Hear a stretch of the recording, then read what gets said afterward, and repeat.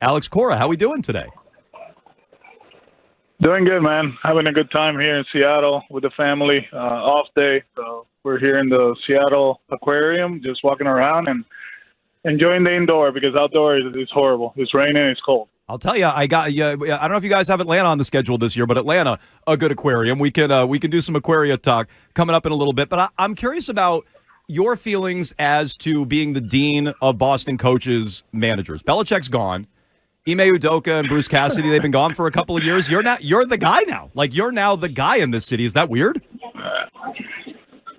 I don't know if I'm the guy. I think Joey's the guy right now with the way they're playing over there at the Garden. But, to be here, 4 years or whatever you want to call it, right? The suspension happened, so I wasn't here in 20. But to be part of this culture, the passion of the whole region, right? How they love sports, how they kind of live and die with every night, right? It's fun. I said it in November in 2017. It's the closest thing to Puerto Rico as far as baseball, right? It's 24 hours, 7 days a week, and they're very passionate. They care about the team, and it's been fun so far. What you mentioned Joe Mazzulla. You had a relationship, I know, with Belichick. What are your relationships like with those other coaches in the city now? Yeah, I mean, Joe, he stays in touch. We text each other. He went to one of the games last year. Hopefully, we can see them play in April and later on, in the playoffs. With Brad, I think that's the one that we are in constantly communication. What he's done with the Celtics has been amazing. Going from the court to the front office and put this team together. This team is one of the best I've seen in a while. Right? It seems like they have that it factor. Actually, we went to their practice facility when we had our winter weekend, the Fan Fest, and we took the whole coaching staff over there. There were a lot of things that they do that intrigue us, the one-on-one, paying attention to details in practice and all that. And we have fun. So, it's been fun to watch him from afar. Obviously, last year, his first season, they didn't finish the job. And it seems like this year they're on pace for that. It seems like this team is really good at what they do. And to beat them, 4 times in a 7-game series is going to be a tough task for anybody. So, I'm very proud of them, and hopefully they can finish it this year. Alex, first of all, welcome back to Afternoons. Excited to talk to you again. I am wondering if you saw this comment that Tristan Casas gave about being on a desert island and saying that he would want Jaron Duran there with him out of all of his teammates because he could eat him. I didn't see it. Yeah, he talked about like his sinewy muscles and that he would be good food for him. I'm not making this up.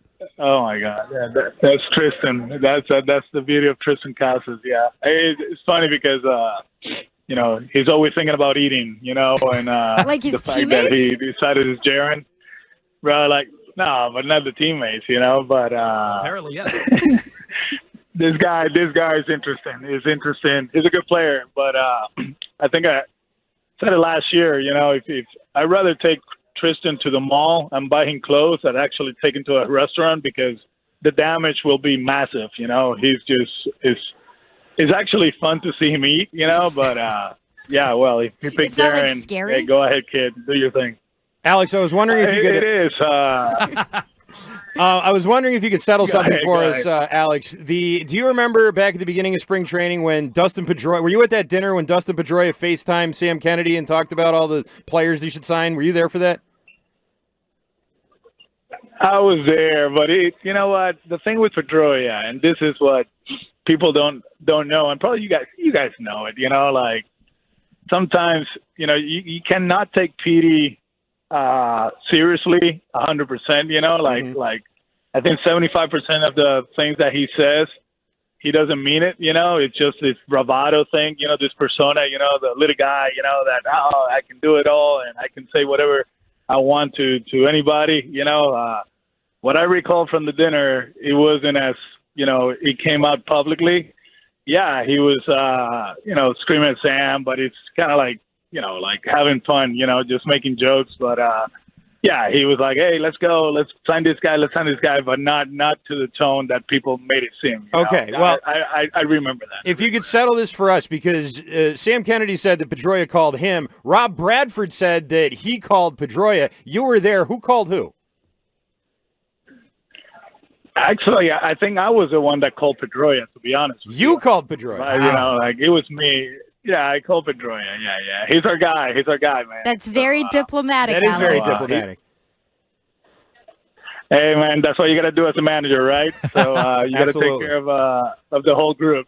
Sometimes you say all the right things. Sometimes you say the wrong things to push your guys to be better. So in this one, let's do it that way. Okay. Let's do it that way. Well, let's see if you want to push your team for motivation for this season. We're joined by Red Sox manager Alex Cora here on WEEI. It's 2 straight last place finishes. The over-under win total, I know that's like a dangerous thing in baseball right now, but it's 77.5 wins. What are your expectations for your baseball team this season? Make it to the playoffs, and we make it to the playoffs, win the World Series. That's the way we're attacking this whole season. Obviously, the people outside our world don't feel that way, but like Casas, I think there was an article that we were talking about what we did in the offseason, the things that we want to be better at, and what we have to do to make it to October. If you're not laughing at our expectations, then we're setting the bar low, right? So that's what we're talking about. And it's a very athletic club, a very young club. So we have the opportunity to mold this team to whatever we want, And one of the things that we're going to do is kind of like push the envelope, offensively. I think we've been settling too much, in doubles and home runs, and we're not as consistent as the numbers show at the end. I do believe, there's a lot of stretches that offensively we're just blah. We don't do much, and we go through stretches that, in 7 out of 10 games, our offense doesn't click, and then we have 3 games that are great, and the numbers are the numbers, right? They're a great offensive team. And I do believe the last 2 years that wasn't the case. So this year, running the bases, stealing bases, we're going to be more dynamic, with Jaron, Rafaela, Trevor looks good. So we're going to probably steal more bases, score from first, and that's a good brand of baseball. I think that's what people like. So we'll try to do that. And, of course, the pitching thing is going to dictate what we do. The guys have thrown the ball extremely well in spring training, but everything starts tomorrow here. The defensive part of it, that's the key, too. Last year, as you know, we were playing a lot of guys out of position. You started with Kike at shortstop. Duval, who's a good, corner outfielder. He was playing most of the time center field. Then he gets hurt, and there was a revolving door at second base. Rafi wasn't good. Tristan wasn't good in the first half. And I do believe that this year, athletic-wise, we should be a lot better. And I go back to Trevor. He's kind of like the guy that sets the tone, and having Trevor healthy throughout the season is going to help us to accomplish that. And if we do all that stuff, then we'll be talking in this show till the end of October. I do believe so. And, I know there's a lot of doubters, a lot of people that don't believe in what we're doing or the personnel that we have, but I do believe that athleticism in this game where we at right now as an industry is going to help you. We saw it with the D-backs last year, with the Rangers last year, and hopefully that works. So maybe this is part of your answer to this next question, what you just said. But what do you say to fans, and I would include myself in this group, who are frustrated with ownership and their recent lack of spending the last few years, promising things like going full throttle, and then there's more athleticism, there's more defense. You mentioned some of the pitching questions. We look at the roster and go, boy, why didn't this team spend? What do you say to fans or people like myself who are frustrated with that? I think, you guys have all the right to be, disappointed or frustrated. This, like I said before, there's a fan base that you guys care. You guys really care about the Red Sox. You guys care about every team that plays in the region. But there's something about the Red Sox and the people in Boston in this area that, is very passionate. And I get it. I understand. We all been there.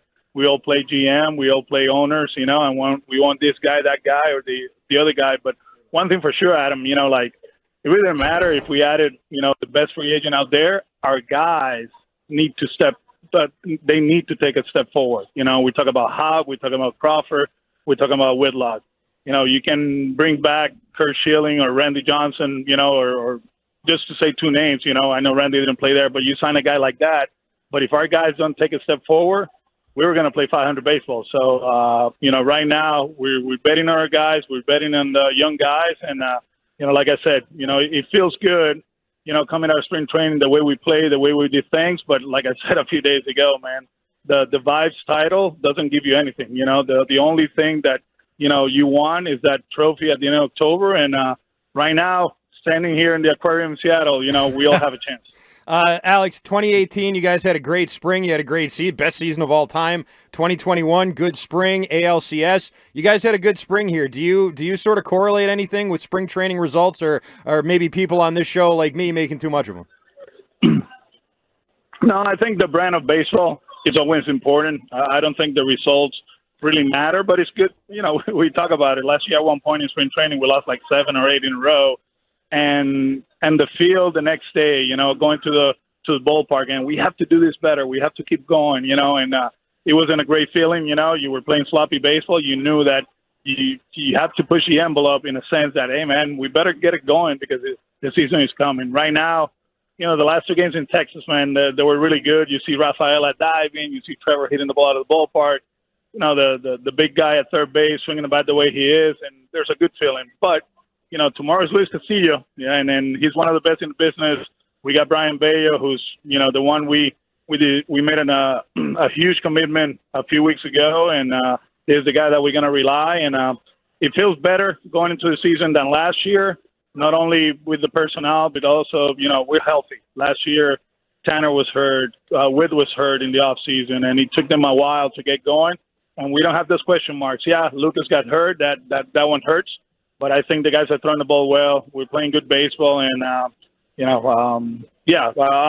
not making a big deal out of spring training. Like I said, I told Rob, vibes, that's great. Chemistry, that's great. But everything starts tomorrow.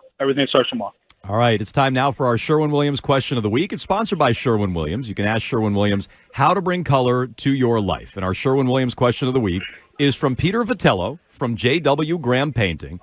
He says, getting straight to the point, are you coming back next year, meaning 2025? Oh, man. Obviously, we know the situation, right? This is my last year on the contract, and I love this place. My family enjoys being around, the city, and we love where we live, and the summers are great where we at. But understanding that this is business, my job is to get this team to, help this team, these guys to be successful and play in October.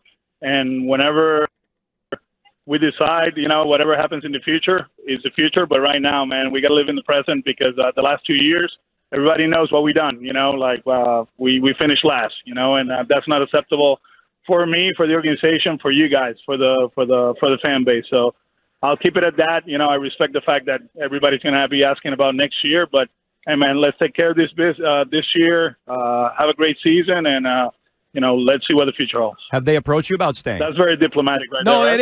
it is. Definitely. Have they approached you about staying? It sounds like you want to. Have they approached you about staying? No, we haven't talked about it. And I respect that. And from my end, it's the same thing.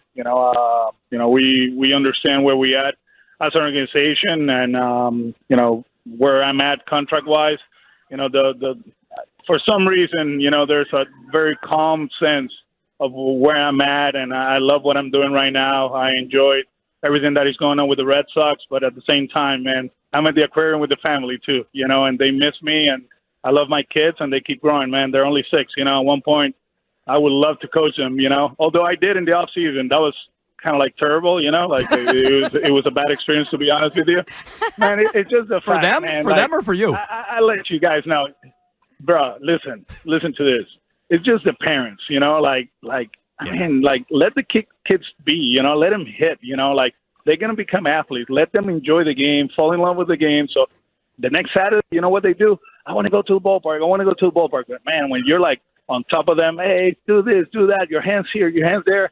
They're not gonna love it. They're gonna go to play another sport, and then, we're gonna be in a bad spot baseball wise. So I had that experience in the offseason. Maybe that's why I'm so happy to be back here with the Red Sox, because I'm dealing with big leaguers instead of little leaguers. But like I said, at one point, I want to be there for my family. I'm 48. I'm still young, but at the same time, they mean too much to me, and we're gonna enjoy this one. We will, as a family. They're having a blast, and hopefully we can enjoy this all the way to the end of October. Okay, well, that was our Sherwin-Williams question of the week. If you have paint questions, you can ask Sherwin-Williams. Alex, Cora, enjoy opening day. Enjoy the rest of your trip there to the Seattle Aquarium, which got some nice plugs here during this interview, and we'll talk to you soon.